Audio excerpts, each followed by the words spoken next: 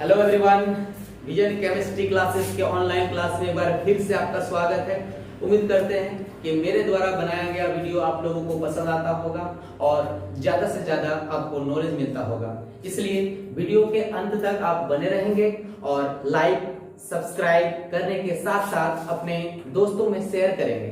साथ ही साथ मैं ये बताना चाहता हूं कि इसमें जो भी सब्जेक्ट के अनुरूप जो भी बताया जाता होगा उसको आप नोट्स बनाने का कोशिश करेंगे, आपको फायदा होगा।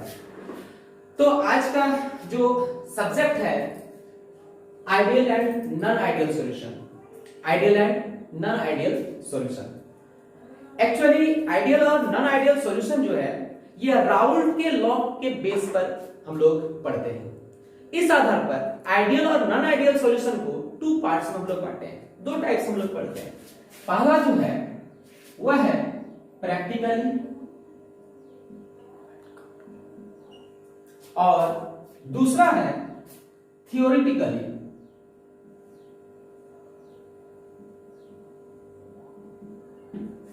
पहला है प्रैक्टिकली और दूसरा है थियोरिटिकली। हम बारी बारी से बताएंगे। यह जो प्रैक्टिकली है ये आपको कहीं बुक में नहीं मिलेगा, यह कहीं आपको बुक में नहीं मिलेगा। इसलिए कोशिश करेंगे कि ये प्रैक्टिकली पर ज्यादा जोर दें, क्योंकि थियोरिटिकली जो है आपको बुक में मिलेगा, आपको नोट्स में, नेट में, हर जगह मिलेगा। लेकिन प्रैक्टिकली का जो ये कंक्लूजन है और प्रैक्टिकली का जो एक्सप्लेनेशन है ये आपको हर जगह पर नहीं मिलेगा। ठीक है, तो मैं स्टार्ट करता हूं प्रैक्टिकली। मैं इसको मिटा दूं।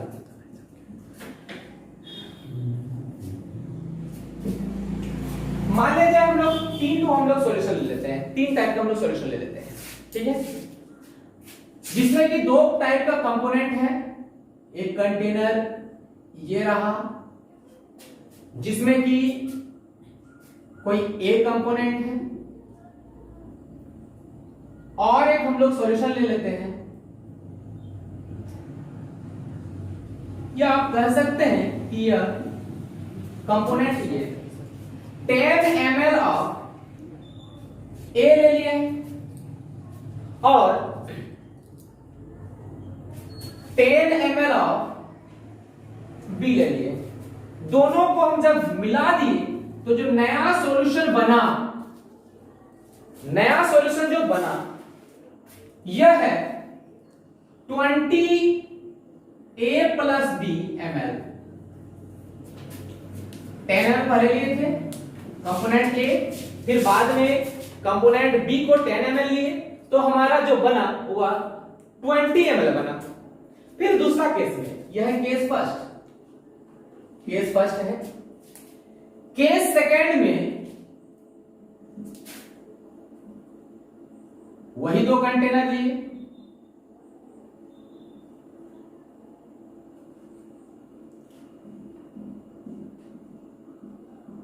ए बी 10 ml ही लिए, 10 ml ही लिए, और किसी कारणवश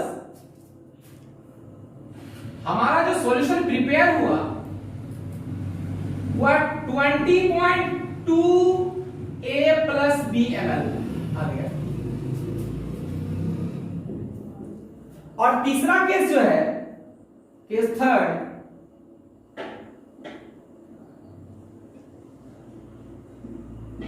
वही 10 ml लिए,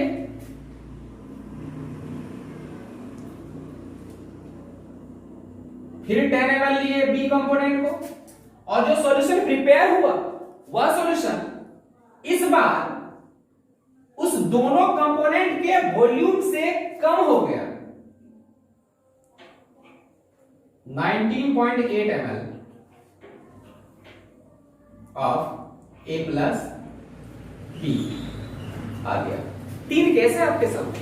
पहला केस में 10 ml of a and 10 ml of b component को ले करके 20 ml ऑफ ए बी हम बनाए। दूसरा में हम देखें कि 20.2 आ गया, तीसरा केस में 19.8 आ गया। तो आप क्या यह नहीं कर सकते हैं कि यहां पर जितना वॉल्यूम इनिशियली जितना वॉल्यूम था फाइनली उतना ही वॉल्यूम है? इस दोनों केस में देखते हैं कि इनिशियली 20 प्लस 20 10 प्लस 10 20 होना चाहिए था, लेकिन एक केस में 20.2 ml आ रहा है, एक केस में 19.8 ml आ रहा है। तो जो सॉल्यूशन कंपोनेंट के वॉल्यूम के इक्वल रिजल्ट देगा, ऐसे सॉल्यूशन को हम लोग बोलेंगे आइडियल सॉल्यूशन। क्या कहेंगे? Ideal solution. और ऐसा सॉल्यूशन जिसका रिजल्टेंट सॉल्यूशन कंपोनेंट के वॉल्यूम से अगर डिफरेंट आता हो, तो ऐसे सॉल्यूशन को हम लोग बोलेंगे non ideal solution. Non ideal solution. समझ में आ रहा है? अगर समझ में आ रहा है तो स्क्रीनशॉट लेते जाएंगे और उम्मीद करता हूं कि आपको फायदा भी होगा। क्या? अब यहां पर एक बात देखेंगे, हम देख रहे हैं जो सॉल्यूशन प्रिपेयर हुआ, इसके बाद कोई वॉल्यूम में चेंजिंग नहीं आया, इसका मतलब है कि नो अट्रैक्शन और रिपल्सन फोर्स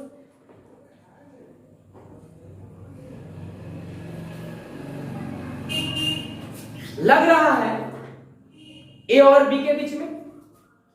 और अगर दो केस को देखा जाए, सेकेंड और थर्ड केस को, तो सेकेंड और थर्ड केस में हम देखेंगे कि या तो अट्रैक्शन फोर्स लग रहा है या अट्रैक्शन फोर्स में कमी हो रही है मॉलिक्यूल्स के बीच में। तो जिसमें अट्रैक्शन फोर्स इक्वल होगा, ऐसे सॉल्यूशन को हम लोग बोलेंगे आइडियल सॉल्यूशन। यानी बोल सकते हैं यहां पर कि वॉल्यूम में कोई चेंज नहीं होगा, delta b solution is equal to 0। Delta b solution is equal to 0। और रेस्ट दो केस में अगर देखा जाए तो डेल्टा बी सॉल्यूशन यह 0 नहीं होगा, क्योंकि हम जानते हैं, मान ले जाए कि हम लोग इसको V1 मान लें और इसको हम लोग V2 मान लें। सिमिलरली यह V1 है या V2 है, ठीक है, यह V1 है या V2 है, तो हम डेल्टा V इक्वल टू निकालते हैं V2 minus V1। Delta V equal to V2 minus V1, यानी final volume minus initial volume. बाद में जितना है पहले भी उतना ही था, मतलब वो 0 होगा। यहां पर जितना बाद में बना वो पहले के कंपैरिजन में अलग है, डिफरेंट है। इसका मतलब यह है कि यह डेल्टा V सॉल्यूशन ये 0 कभी नहीं होगा। अगर वॉल्यूम में कोई चेंजिंग नहीं हो रहा है, अगर वॉल्यूम में कोई चेंजिंग नहीं हो रहा है, इसका मतलब है कि यहां पर कोई अट्रैक्शन फोर्स नहीं होगा, और अट्रैक्शन फोर्स नहीं होगा मतलब चेंज इन एंथैल्पी का होगा 0। Change in enthalpy will be 0। Second और थर्ड केस में अगर हम देखें तो यहां पर वॉल्यूम अगर हम 0 नहीं है, इसका मतलब या तो मॉलिक्यूल्स के बीच में इंटरमॉलिक्यूलर अट्रैक्शन फोर्स बढ़ रहा है या तो घट रहा है। इसका मतलब यह है, साफ साफ हम कह सकते हैं कि चेंज इन एंथैल्पी 0 नहीं होगा। चेंज इन एंथैल्पी 0 नहीं होगा। तो क्या होगा चेंज इन एंथैल्पी? यहां पर देखेंगे, यहां वॉल्यूम बढ़ रहा है और हम बचपन से पढ़ते आ रहे हैं, वॉल्यूम तब बढ़ता है जब मॉलिक्यूल्स के बीच में अट्रैक्शन फोर्स में कमी आती है, यानी वह दूर जाता है। मॉलिक्यूल्स अगर दूर जाएगा तो वॉल्यूम बढ़ेगा, और मॉलिक्यूल्स दूर जाएगा तब दूर जाएगा जब हीट उसमें चाहिए होगा, जब उसको हीट चाहिए होगा, जब उस पर हीट जाएगा वह एब्सॉर्ब करेगा। इसका मतलब है मॉलिक्यूल्स दूर जाएगा, और मॉलिक्यूल दूर जाएगा मतलब हम कह सकते हैं कि यह एक एंडोथर्मिक प्रोसेस है। एंडोथर्मिक प्रोसेस है। और नेक्स्ट के केस में अगर हम देख लें तो नेक्स्ट के केस में हम कह सकते हैं कि वॉल्यूम चूंकि यहां पर क्या हो रहा है, डिक्रीज कर रहा है, और वॉल्यूम डिक्रीज तब करेगा जबकि मॉलिक्यूल्स के बीच में इंटरमॉलिक्यूलर अट्रैक्शन फोर्स ज्यादा हो। इसका मतलब है यह एक एक्सोथर्मिक प्रोसेस है। क्या है? एक्सोथर्मिक प्रोसेस है। उम्मीद करते हैं समझ में आ रहा होगा, स्क्रीनशॉट भी ले लेंगे, ठीक है। यह हो गया प्रैक्टिकली। आप ऐसा कर सकते हैं, घर में आप बना सकते हैं।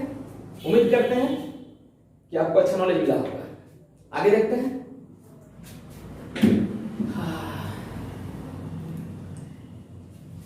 डम डम दिगा दिगा मौसम दिगा दिगा। केमिस्ट्री को स्टूडेंट्स कहता है कि यह एक बोरिंग सब्जेक्ट है। बहुत किसी ने कहा है क्लास में, स्टूडेंट्स बहुत ऐसा भी होता है जिसके मुख से ये सुनने को मिलता है कि केमिस्ट्री बोरिंग सब्जेक्ट है। Chemistry not a boring subject, it is a romantic subject, बस रोमांस करना आना चाहिए। अब देखिएगा, ठीक है, हम लोग थियोरेटिकली देखते हैं।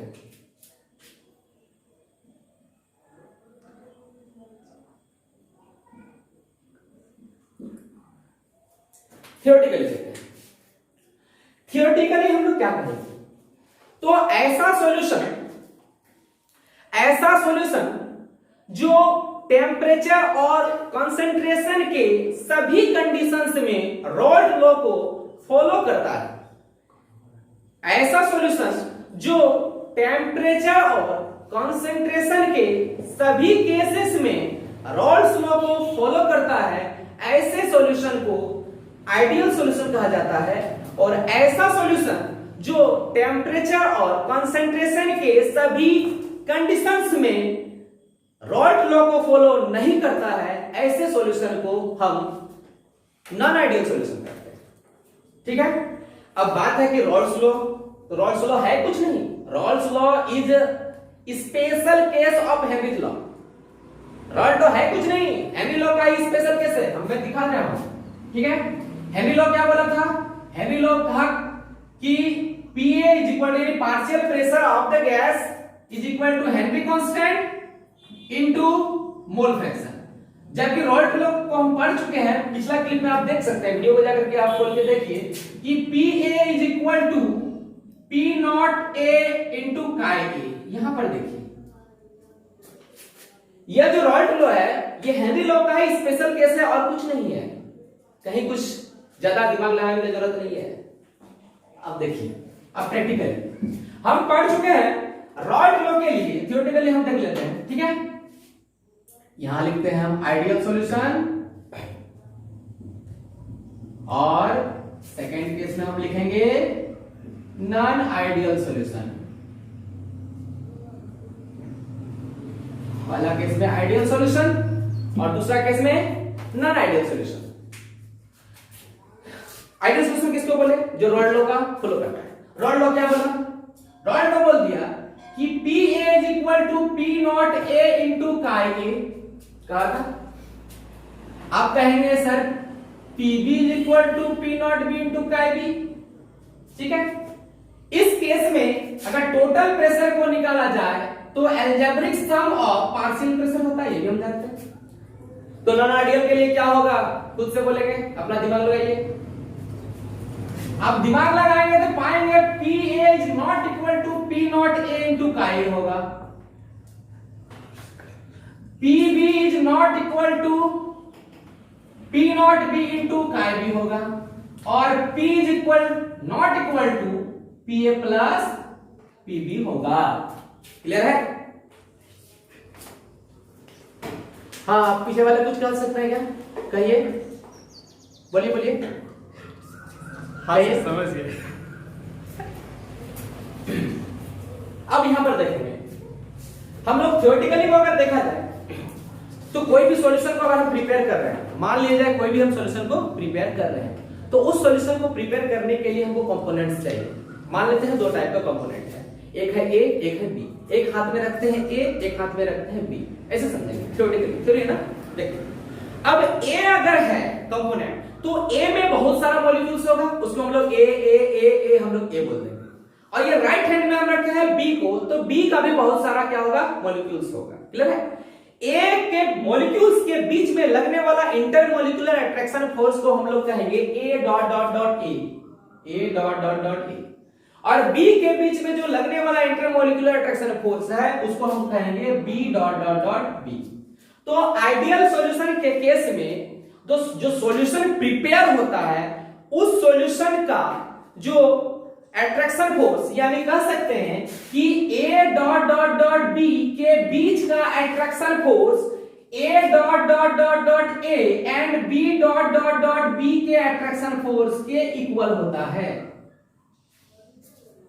सॉल्यूशन बनने के बाद A डॉट डॉट B यानी A और B यानी टू कंपोनेंट्स के बीच में लगने वाला जो अट्रैक्शन फोर्स है वह A डॉट डॉट A यानी A मॉलिक्यूल्स और B मॉलिक्यूल्स के अट्रैक्शन फोर्स के इक्वल होता है। तो इसमें नॉन आइडियल सॉल्यूशन में क्या हो जाएगा कि A dot dot dot B के बीच का attraction force A dot dot dot A और B dot dot dot B के अट्रैक्शन फोर्स के इक्वल नहीं होता है। क्लियर है? तो नहीं होता है, इसका भी दो कंडीशन है, हम देखेंगे। या तो ज्यादा होता है या तो कम होता है, या तो ज्यादा होता है या तो कम होता है। पहला केस में देखें, अगर कोई अट्रैक्शन फोर्स यहां पर क्रिएट नहीं होता है, इसका मतलब साफ है कि यहां वॉल्यूम में भी कोई चेंज नहीं होगा, यानी delta V solution is equal to 0। यहां पर delta V solution is not equal to 0। क्यों? क्योंकि यहां पर अट्रैक्शन फोर्स बराबर नहीं है, इक्वल नहीं है, मतलब या तो कम है या तो ज्यादा है, यानी delta V solution is equal to not equal to 0। पहले के केस में, आइडियल के केस में delta V solution is equal to 0, जबकि नॉन आइडियल के केस में delta V solution is not equal to 0। तीसरा, अगर वॉल्यूम में कोई चेंज नहीं होता है, मतलब उसमें कोई हीट चेंज नहीं होगा, मतलब change in enthalpy of the solution will be 0, and in case of non-ideal solution, change in volume, change in enthalpy of the solution is not equal to 0। पहले का केस में यह एक जनरल प्रोसेस है। क्या है ये? जनरल प्रोसेस है, जबकि ये जनरल प्रोसेस नहीं है। या तो यह एंडोथर्मिक प्रोसेस है या तो यह एक्सोथर्मिक प्रोसेस है। या तो यह एंडोथर्मिक प्रोसेस है या तो यह एक्सोथर्मिक प्रोसेस है। कोई दिक्कत नहीं होना चाहिए, स्क्रीनशॉट ले लेंगे, स्क्रीनशॉट लीजिए, नोट्स बनाइए, आगे काम आएगा। मिटा दो।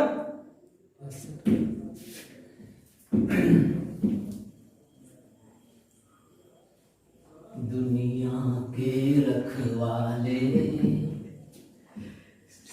दर्द भरे मेरे नाले। बहुत दर्द है, कोरोना सबको बहुत दर्द दिया है। चलिए आइए नेक्स्ट केस देखते हैं।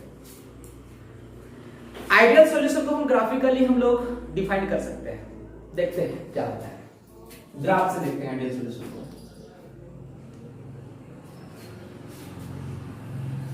किसी भी प्रकार का अगर कष्ट हो सॉल्यूशन बनाने में, न्यूमेरिकल बनाने में, कमेंट बॉक्स में आप कमेंट कीजिएगा, मैं इस पे ध्यान दूंगा। हम लोग प्योर स्टेट में वेपर प्रेशर को हम लोग P0 या P0A बोलते हैं। बी कंपोनेंट के लिए P0B बोलेंगे। हम यहां पर मोल फ्रैक्शन को हम लोग 1 ले लेते हैं। अब आप बताइएगा, अगर Chi A is equal to 1 होगा तो Chi B बराबर कितना होगा? आप बताइए। यहां देखिए, Chi A plus Chi B is equal to 1 होता है, क्योंकि mole fraction is a fraction, हमेशा इसका वैल्यू 1 से कम होता है। यानी A प्लस B, यानी Chi A plus Chi B मिल करके अगर 1 दे रहा है, अगर Chi A is equal to 1 हो जाए, इसका मतलब है Chi B is equal to 0 होगा, यानी ये Chi B is equal to 0। यहां देखते हैं, अगर Chi A is equal to 0 हो जाए, इसका मतलब है कि Chi B is equal to 1 होगा। अच्छे से देखिए। अब हम लोग पार्शियल प्रेशर को निकालेंगे अकॉर्डिंग टू रॉल्स लॉ। तो रॉल्स लॉ क्या बोलता है कि PA is equal to P0A into Chi A, यही बोले। अब यहां पर PA का वैल्यू निकालेंगे, जैसे PA का वैल्यू निकालेंगे तो P0A का वैल्यू यहां पर है, और Chi A is equal to 1 के लिए Chi B बराबर 0 है, इसका मतलब यहां है। यह वाला ग्राफ आपको बताएगा कि PA is equal to P0A into Chi B। जबकि अगर PB का वैल्यू निकाला जाए तो यह ग्राफ देगा PB is equal to P0B into Chi B, क्योंकि यहां पर Chi B 1 के लिए Chi A 0 है, Chi A 0 है, तो यह वाला वैल्यू देगा। और हम जानते हैं according to Dalton's law, 11th class में हम लोग पढ़ चुके होते हैं कि total pressure is the sum of partial pressure. मतलब यह पार्शियल प्रेशर है, यह भी पार्शियल प्रेशर है, तो total pressure is equal to क्या हो जाएगा? P is equal to PA plus PB। क्या जाएगा ग्राफ? ग्राफिकली हम ऐसा बना सकते हैं। यही मेंस में पूछा गया क्वेश्चन है, प्राय पूछता है, 3 ग्राफ दिया हुआ रहेगा, बोलेगा कौन सा ग्राफ आइडियल सॉल्यूशन को शो करता है, कौन सा ग्राफ नॉन आइडियल सॉल्यूशन में पॉजिटिव डेविएशन को शो करता है, कौन सा ग्राफ नॉन आइडियल सॉल्यूशन के लिए नेगेटिव डेविएशन को शो करता है, सारा दिया हुआ रहता है। इसका आप एग्जांपल भी देख सकते हैं। आइडियल सॉल्यूशन का एक एग्जांपल, बहुत ही अच्छा एग्जांपल है बेंजीन और टॉल्यूइन। एग्जांपल में हम देख सकते हैं, एग्जांपल है बेंजीन एंड टॉल्यूइन। आगे का 3 एग्जांपल आप खुद से नोट्स बनाएंगे। मेरा काम था एक, हम बताया आपको, आप अपने से सर्च कीजिए। अरे अब नहीं कीजिएगा तो क्या कीजिएगा, ठीक, मिटा दो।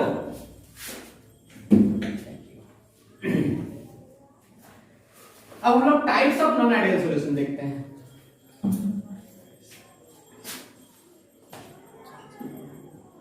Types of non ideal solution, types of non ideal solution. 2 type का नॉन आइडियल सॉल्यूशन होता है। एक होता है non ideal solution showing positive deviation from roles law, positive deviation from roles law, roles law. और दूसरे केस में हम देखते हैं कि negative deviation from roles law.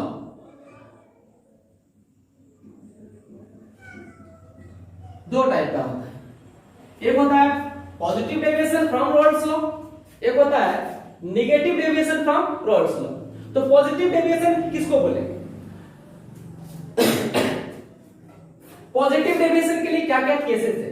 Positive deviation के लिए केस है कि PA is greater than P not A into chi, क्योंकि नॉन आइडियल सॉल्यूशन है, नॉन आइडियल सॉल्यूशन में P not is equal to P not A into chi, यानी या तो ग्रेटर देन या तो लेस देन होगा।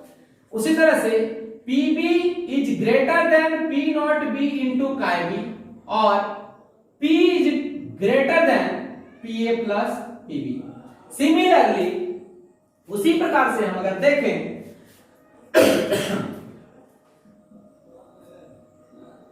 नेगेटिव डेविएशन के लिए PA is less than P not A into काई A, PB is less than P not B into काई B। Similarly P is less than PA plus PB। ये first case है, positive और negative deviation का first case है। दूसरा case क्या है यह समझेंगे। दूसरा केस है पॉजिटिव डेविएशन के लिए सॉल्यूशन बनने के बाद, सॉल्यूशन बनने के बाद A और B के बीच का अट्रैक्शन फोर्स A और B के अट्रैक्शन फोर्स से हमेशा कम होता है। सॉल्यूशन बनने के बाद, ये सॉल्यूशन बनने के बाद कहने का मतलब है A और यह था B। सॉल्यूशन बनने के बाद A और B के बीच का अट्रैक्शन फोर्स, इसके बीच का अट्रैक्शन फोर्स A और B के अट्रैक्शन फोर्स से कम होता है। दूसरे केस में क्या होगा? तो A और B के बीच का अट्रैक्शन फोर्स A और B के अट्रैक्शन फोर्स से ज्यादा होता है। ध्यान दें,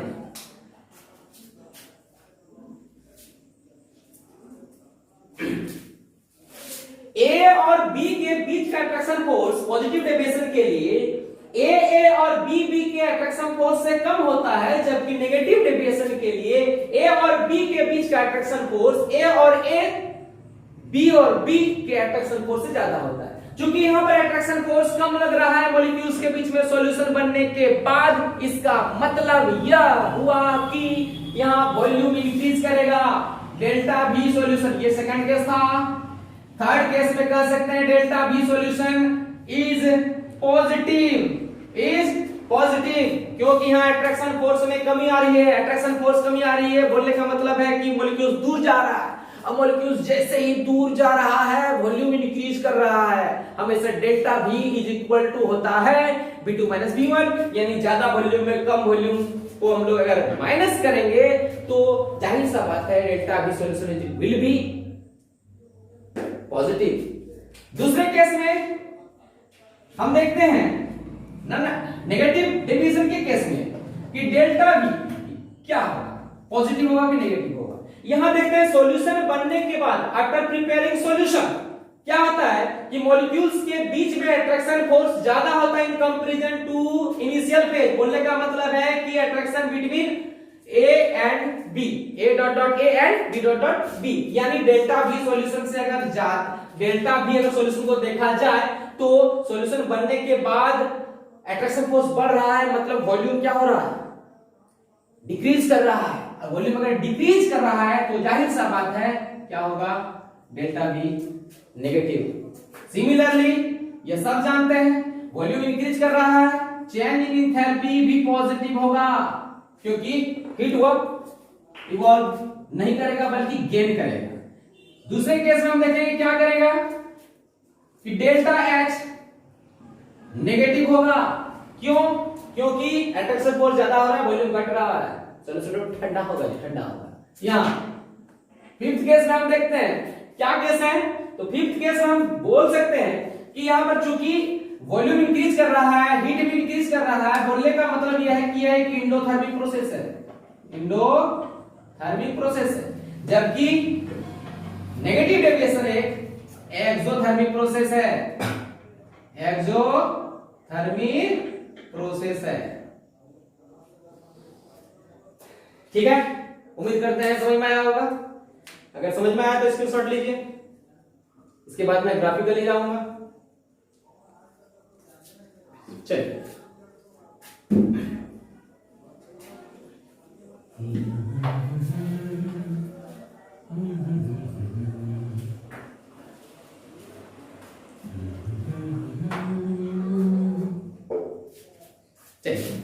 ग्राफिकल देखते हैं पॉजिटिव डेविएशन के लिए।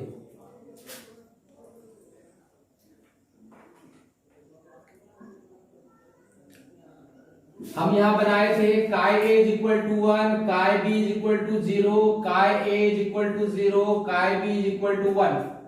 क्लियर है?